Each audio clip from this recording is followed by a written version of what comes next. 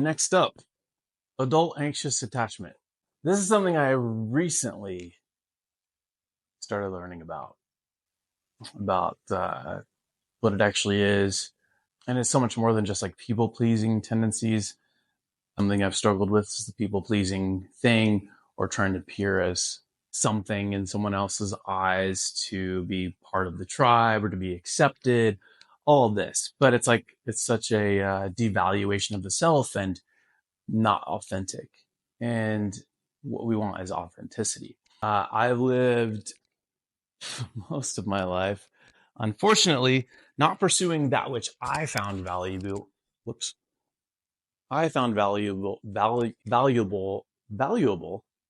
and what I wanted to do, but instead would just kind of like fit into these molds of society. And it's not good whatsoever, whether it's like friends, family, and just like general society. It's important that you consider who you're spending the most time with. So important. Like, you are, whether or not, no matter how much you say that it's not going to affect you, it affects you. And the people you hang out with is so key in determining what your life is going to look like, how you're going to act, things you're going to accomplish, things you're going to do or not do. I mean, fight me on this, but it's true. I just don't, there's really, I mean, I'm open to counterpoints, obviously, for sure. Bring your counterpoints, but this is something that's been, it's pretty nailed down, right? Now, okay, let's go with this. Let's dive into it. So, while I've struggled with people pleasing things off and on, where it really comes to play, of course, it's relationships, and especially intimate relationships. This is where, I don't know if you can relate, but it's almost like you are willing to just like give up yourself. And I have a guest who, him and we talked about this at length. And I feel like, if you're getting anything out of this right now, then you'll definitely get something out of the discussion with him, because we break it down. And evidently it's because of some need that wasn't necessarily met in childhood. And I'm not going to go into the whole childhood trauma thing. We don't need to go there.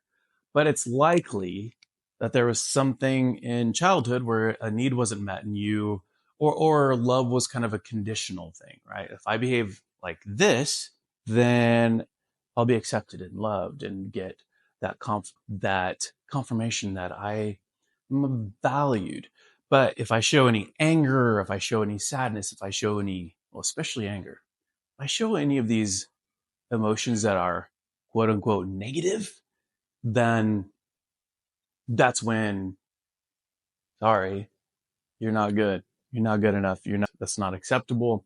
So you learn at an early age, like, well, okay, so if I want to be accepted and receive love, then I need to never show anger, try to avoid showing any sadness or being just my own self. Where, look, we have the whole spectrum of emotion, and we get angry, we get aggressive. It's part of our fucking nature, right? To not just like bend over and let motherfuckers take advantage of us, or even if it's a little bit irrational, so what? We're humans. That shit happens. Now, as a kid, what you expect mama, and papa to do is to accept you no matter what, right? Even if you're a baby or whatever, just because the baby gets fussy or whatever, yeah, you're going to probably feel a little bit of an annoyance as a parent, maybe, but it doesn't subtract any love. And you let the baby cry, you're not going to say, nope, never cry, never show anger, never show any true side of yourself except for happiness, joy, obedience. So you learn some nasty shit. Now, later on in life, learn otherwise, or learn how to self-validate and to express these things. Oh, you're in for a world of fucking pain. I'm sorry to say, but that's not all hopeless. It's just, it's gonna take a lot of work. to get over. And I realized, like, with some relationships I've had, I realized, oh shit, I just give up myself, my very authentic self, and I start doing things like agreeing with, which is horrible. It's not even attractive. That's why shit has not worked out. But I'm just like agreeing a lot with things and not stating what I actually want and letting this other person kind of have this, like, giving up power and control and trying to be just pleasant because I don't want to be fucking abandoned. So we're just like agreeable. It's so fuck. You can, after the relationship is over, you just feel like horrible, not because of, like, I mean, maybe because of whatever they did to you or you did to them, or just because of the situation sucked, but because you gave up yourself, your authentic fucking self, just so you could be in this relationship. It's such a fucking downer. And one book that really has been key in this is this book called, actually, a couple books: Anxious to Please, 7 Revolutionary Practices for the Chronically Nice. And let me explain something to you, my friends. The whole concept of being nice, I want to get rid of all the semantic arguments we have going around here with this. Being nice or kind, I like to use the word kind, is good. Unless someone does something shitty to you, then why be kind to them? Tell them to shut the fuck up, or do whatever you have to do, or just leave the situation. You don't have to be fucking nice. Oh, you're poking needles in my arm.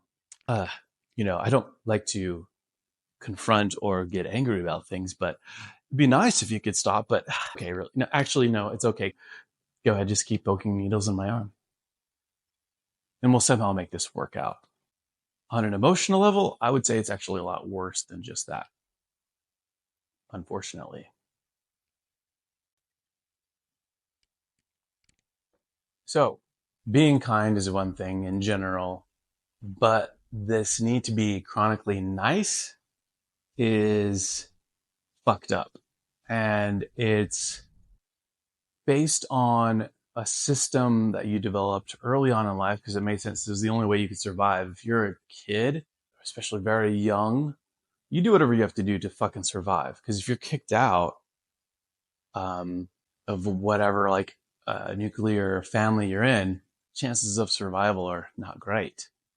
So you do whatever you have to do.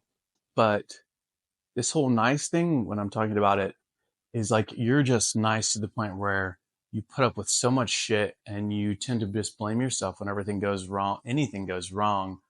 And in any relationship, you tend to give up, just try to agree with the tribe and try to be agreeable and never show anger. But guess what? That shit fucking goes somewhere. That anger, it is somewhere. So if you hold that shit in, you'll likely experience a lot of body aches and pains, and you'll likely feel fucked up and anxious basically all the time, which is why I truly think that OCD and adult anxious attachment can intertwine a lot and and I think there's something to it, but I don't know. I wish someone would do a study on it. I would love to see someone like Huberman try to see if there's any correlation there, but I feel like there is some correlate. I feel like there is. It's my opinion. But the whole nice thing, it's just it's a coping mechanism that doesn't work, and it doesn't make you any more desirable. It doesn't make you any more, like, or magnetic. It doesn't save any relationships. In fact, it makes relationships fucking fail. So let me read to you a couple of things. And oh, by the way, this book is also very great. Not nice, fucking amazing. It's very similar to No More Mr. Nice Guy by Donald Glover, which is written more for just guys, but I feel like this is more just for anyone because this afflicts both men and women. But for whatever reason, it actually, excuse me, actually, I don't know how much this afflicts women compared to men. I don't have the stats, so I'm not going to talk about it. But let me read to you a few things from both books. And then with this, you can determine if you struggle with this particular thing, which, quite honestly, at this point in time, I feel like this adult anxious attachment is fucking worse than OCD. It's one of the most goddamn destructive things ever for anyone. I think I mean, of course, there's destruction everywhere, chaos everywhere. We all experience different things, but it's just not good. And the thing is, it's a hidden thing. People think, oh, nice guy. It's great. Love him. And plus, whatever I assign to him at work, he's going to definitely do it. I think it happens at work a lot where you're so anxious to please everyone and like do all the work and please your boss and never fight him and never go against whatever he or she is saying. That's the thing too. Society kind of likes having nice people. Maybe not even on a conscious level for some people, but it's like, oh, good. They're not going to fight me on this. They're not going to get angry with me, even when I treat them like shit. And I can just give them all kinds of stuff to do, give them the shit work, They're not going to speak up. They never really speak their true mind, God, this is so good, even just the beginning. I'm just going to read the first part here. See what you think, okay? Reading time. Feel free to settle in your bubble bath with candles, or maybe right by the fire. Perfect. Introduction. An epidemic of nice people. If it were a disease, it would headline newspapers and magazines. There would be support groups across the country. Telethons would raise money for research and treatment, an 800 number running at the bottom of the screen. Public service announcements would detail the list of symptoms so that people could recognize the condition and seek help as soon as possible. Constant anxiety. Crippled self-esteem. Depression. Disruption of family relationships. Futility in the workplace. Obsessive thoughts. Check. Constant need for reassurance. Also check.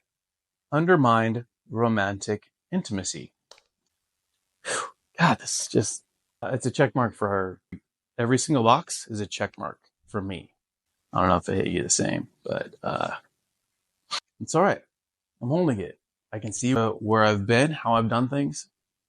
That's good. Awareness is good. It's the first step. And now I can make changes as much as I can. I might need to get outside counsel for this. Sorry, it's raining outside, which is rare here. But anyway, on with this. It is the silent affliction of our day. As many as 30 million people in the US alone suffer from the particular form of anxiety that underlies this condition. Even though the condition is both preventable and treatable, it is an epidemic of nice people. The nice list. So you can determine if perhaps you suffer from this particular affliction. You may be a nice person if you are always longing for something or someone. Check for me. Let me start over because this is about you, so you can determine. Okay, you may be a nice person if you are always longing for something or someone, feel worried or fretful so often it seems normal, if you often don't know what you want, if you're always thinking about what you wish you had said, if you constantly second guess yourself, if you apologize frequently, especially for things you are not responsible for, if you take what you're given instead of asking for what you want, if you're often preoccupied with what other people think of you. Let me read that again. If you are often preoccupied with what other people think of you, if you are frequently surprised that other people don't reciprocate your goodwill, if you do favors for people with the secret hope they will reciprocate, if you are more prone to feel sorry for yourself than to take action and fix a problem, if you tend to give more than you get, you might be resentful about this. It seems like other people get the attention or the acknowledgement. If it seems like other people get the dates, maybe your friends tell you you're a great catch. If your emotional state mirrors your partner's, i.e., if your partner isn't happy, you aren't happy. Brutal, right? I want to address something here. One big thing that I've noticed is because recently, in the past few years, I've been going on this journey of like, what do I actually want out of life? I've been in various corporate jobs, just jobs, and doing these things that were, give or take, acceptable by society's standards. But I was like, I got to the point where I'm like, wait, I don't have to live my life in any way but how I want to. I know, a little late in kind of discovering that. But I was like, what do I actually want in life? Want out of life? What kind of people do I want in my life? What do I want to do for a living? How do I want to show up in the world? And honestly, it was like this fucking gray haze. It wasn't clear. And I know this is, in general, this can be a thing, but it was a little bit disturbing because I was so disconnected from my actual self, from what I actually wanted and needed in life. Because I had been allowing myself to live my life based on the opinions of everyone else. I would put the opinions of other people above my own, which I now say is an act of self-aggression. And I'm done acting in a self-aggressive way like that, or giving my fucking power as much as I can. I'm not perfect in it, but I'm giving it my best. All right.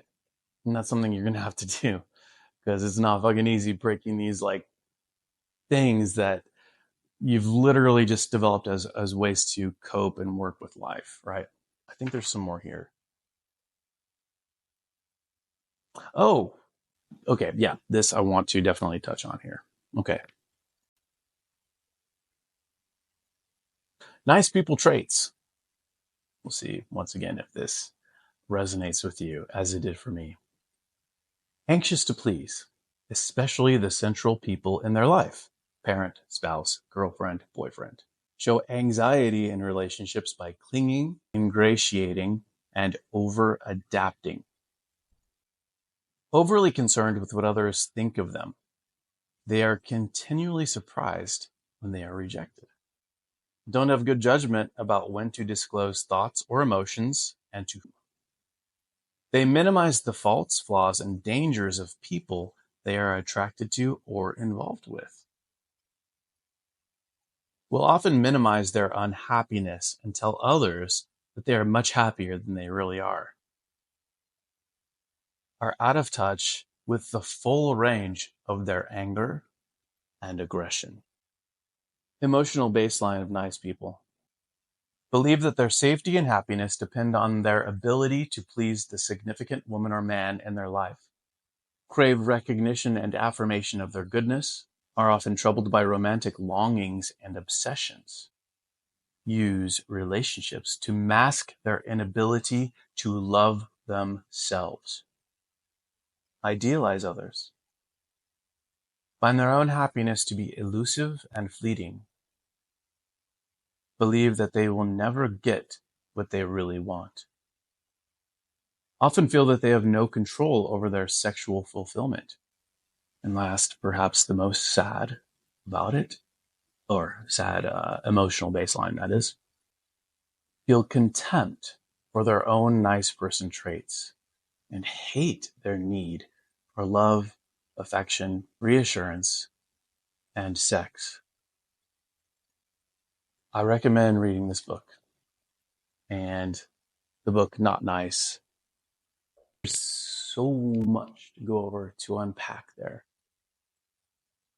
But I can honestly say that every one of those traits, every one of those descriptors of what it means to be chronically nice, and even all the emotional baselines I've experienced to a crazy degree, to a degree that's could be embarrassing, but I'm learning, and they talk about this, to have this kind of warrior practice of just accepting what has happened It's kind of a Buddhist mindful philosophy too, or way of thinking. And to see it concisely, hold it, but don't judge yourself. No longer be aggressive toward yourself. Instead, learn how to be actually aggressive where needed in life, to show true anger where it's valid and warranted. Now, a lot of people talk about like, oh, but you don't need to be always angry and all this. And probably for the everyday person, if you struggle to have an anger issue, that's one thing. But this is like the very flip side of that, where we're not even aware that we have any anger or aggression. It's buried so fucking deep that it shows up in other ways in our life. And it just fucks up so much. And the whole ingratiating thing too, that's what I was talking about, where you're just over adapting. You like to throw bananas at small kids on Sundays? Me too, for sure. You give up your fucking value system. So I highly recommend, one thing I recommend is developing a value system, what you will or will not put up with. And you're going to have to go through some pain. Look, there's no way around it. This is going to be a central theme in everything I talk about with potential solutions. You have to be willing to put in work and to experience pain. It's not fun, but it depends. Let me ask you this. Would you rather live a life that is not even your own in accordance with, the opinions and value systems of others and a society that actually, if you look at it, probably doesn't have your best interests in mind and is not going to produce the best results? Or would you rather put in the work to have your own value system, your own authentic self, to show up in the fucking world as you are? What's it going to be? You're going to have to make a commitment to it. And I know there are a shit ton of things to do in life. And maybe you're single right now like I am because you fucked up relationships, or they fucked it up things too, or it's just things didn't work out. And now you're like scrambling. Oh shit. How do I have so many things to do and my finances are fucked too. And I'm trying to do like a million things and I need to find a mate. And I get it. It can get overwhelming, but I'm telling you this as much as I'm telling myself. We have to consider what is most important. And I think this kind of thing, like the self-work about like changing things that have actually been fucking up our lives, probably more important than just about anything, right? So put in the time, put in the work, even if it hurts. And yeah, it's going to feel like you're just bleeding out sometimes. Then you're probably doing something right. And you'll probably go through, maybe you'll decide that like, oh, I need to end this relationship. He or she is actually horrible. Or my family is fucked up. I need to escape them. Or my friends, my friends are fucked up and not good for me. You're going to have to go through maybe a lonely period. That's okay too. It's all okay. You'll get out of it. And yeah, you'll, like me, if you're anything like me, you'll be like, oh, but I just read this study that said loneliness is like one of the most like fucking horrendous things you can do for your health. But I'd probably, take a little bit of a hit there than stay in very toxic or just unhealthy relationships. I feel like that's even probably a lot worse. I'm guessing, but it doesn't have to last forever. In fact, it shouldn't. You're going to have to force yourself to get out there and maybe get a new, set of friends, or a different kind of like a new family unit, essentially. I know it sucks, right? But it's how it is, son.